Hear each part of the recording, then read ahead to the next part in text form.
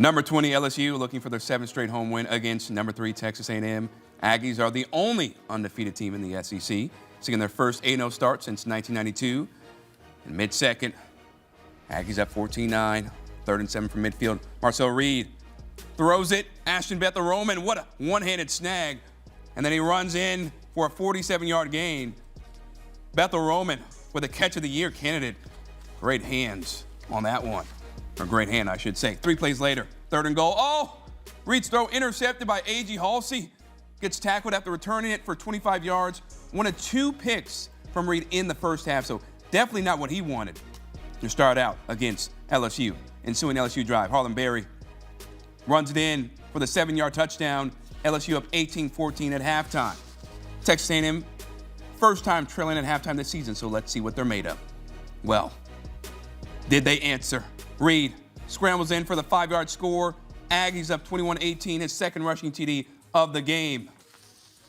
Ensuing LSU drive, punting away from their own 19. KC Concepcion makes a man miss, breaking tackles, look at the vision, great awareness, 79 yards to the house. Aggies up 28-18, and they can feel it. Brian Kelly, I would say he's not pleased. Next Aggies drive, well, this is going to make him even more upset. Jamarian Morrow on the screen, untouched, 24 yards. Reed finished 310 total yards and 4 TDs. Aggies win 49-25. Time now to bring in CBS Sports College Football insider Richard Johnson and former Louisiana running back Emory Hunt. And y'all, it's the first time since 1994 that the Aggies got a win at Death Valley. We know how hard it is to win over there. But Richard, this was just a complete domination in every facet of the game, right? Offense, defense, special teams.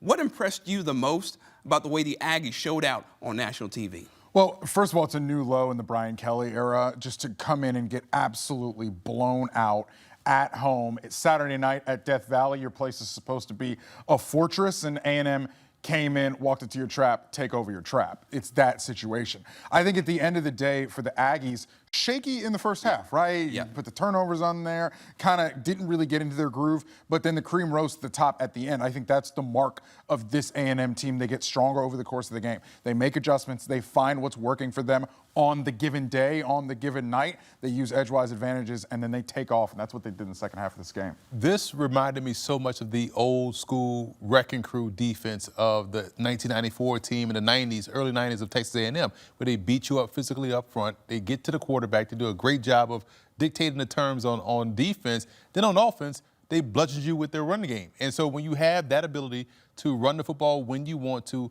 at all times with multiple backs, including your quarterback, you are legitimately controlling the game, controlling the pace. That's why you never felt pressed when they turned the ball over. They had the block punt. They also had the interception in the end zone. So none of that really mattered. They were still, even though they were down on the scoreboard, they felt like, hey, we can get this back by, doing what we do best.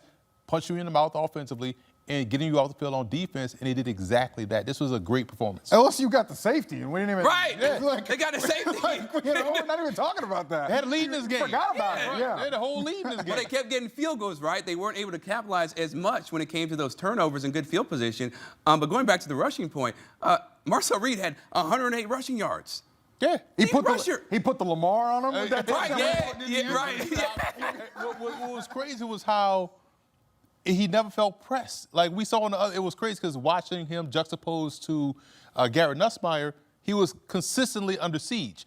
And so on Marcel Reed's side, even though LSU was getting pressure, he never felt pressed. And so he was able to break camp, buy time, find guys downfield, or just do what he did, just go into business on his own and just take off and run and make a lot of big plays, converting, staying on the field, and just open things up for the rest of the offense. Yeah, he made that one, bad mistake in the red zone in the first quarter, the first half, I should say, preventing them from getting any points. But outside of that, he was really locked into his game. Defensively, though, do you feel, Richard, this is the best defense in the SEC? Where do they rank, in your opinion? Because they got after Garrett Nussmeier left and right so much that at the end of the game, he just I don't know if he took himself out or Brian Kelly did. He was like, I've had enough. The Lord did. I mean, they've barely let anybody get a third down conversion in conference play against them. They are tremendous. A&M's defense is the best in the SEC right now, and they are hanging their hat on that.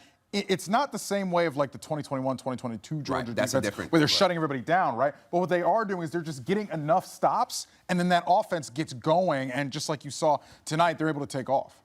They're a physical tackling football team. And it's funny because every time you watch an LSU ball carrier, whether it's a running back or a receiver or a quarterback, their jersey was dirty as all outdoors, like the back of their jersey. So they were putting guys on the ground consistently. So it's wearing you down over the course of a ball game. And that's so impossible for many defenses nowadays to do because you have these peekaboo linebackers, you have these sexy DNs that don't really want to get involved in the run game. That is not Texas A&M's MO. That's not how Mike Elko coaches this football team. And I've said this since Ben, right? If you are able to run the football like you are able to run the football, the byproduct is your defense will be physical at the point of attack. And we're seeing the benefit of this defense based on how they are on offense.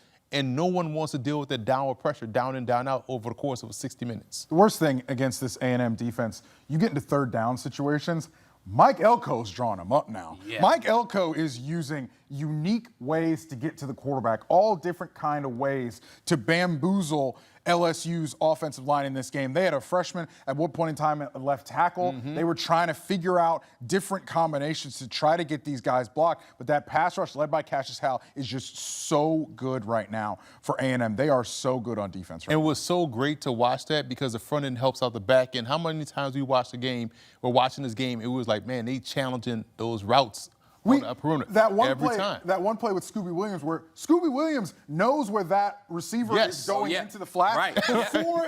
Before the receiver goes into motion, Scooby Williams diagnoses that play and makes the tackle out in space. I mean, they're thinking out there, man, and they're moving faster than the offense. And it's crazy because they're locked. Sometimes they're running the routes for these receivers on the perimeter. So when you have great team defense like that, you're going to be very tough to beat in any era of football. That's why this team looks at how it looks right now. The Aggies looking like a prime contender for the national championship. Richard Johnson, Emory Hunt, we always appreciate the insight, fellas. So look at this, all right? Texas A&M 8-0 for the first time since 1992. That year, they went 12-1. They started 12-0 before losing to number 5 Notre Dame in the Cotton Bowl. This year, obviously, their goal is set on winning a national title. Notre Dame don't have Bettis no more. That was Bettis. That's true.